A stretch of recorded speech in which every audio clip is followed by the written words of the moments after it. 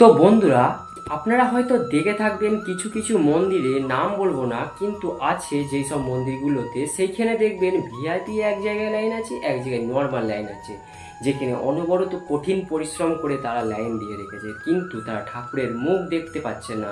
তার জন্য তাকে 500 হাজার কোটি টাকার ব্যাপার দিতে হবে, তবে সে আগে যেতে পারবে। তো বন্ধুরা, আমি একটাই কথা বলবো, যারা টাকা পয়সা দিয়ে ঠাকুরের দর্শন করছে, তারা তো এটাও করতে পারে, টাকা পয়সা দিয়ে নিজের বাড়িতেই ঠাকুরকে ডেকে নিতে পারে। তারা কেন অতটা কষ্ট করে গিয়ে আবার টাকা পয়সা দিয়ে আলাদা লাইন করে দেখতে যাচ্ছে? হ্যাঁ, এইটা তো একদম বিজনেস হয়ে যাচ্ছে দেখতে গেলে। ঠাকুরের নামে যারা বিজনেস করছে তাদের তো কোনোদিনই ভগবান মাফ করবেন না। আর একটা কথা শুনে রাখবেন, যারা যারা ইগনো করে, ভিআইপি দেখাচ্ছে, তাদের একটাই কথা বলবো, যে আগেকার দিনে ঠাকুর দর্শন করতে গেলে কত বছর ধ্যান করতে হতো, সেই সব কি আপনারা জানেন? ধ্যান করার পরে সেই কষ্টর পরিশ্রমের ফল হিসেবে তাদের ঠাকুর দর্শন দিত। কিন্তু এখন শুধু টাকা টাকা দেখিয়ে ঠাকুরকে কাছে রাখছে। এইসব পাবলিকদের কি বলবেন আপনারা? পারলে ভিডিওটি শেয়ার করুন আর এইসব নিয়মকে বন্ধ করুন।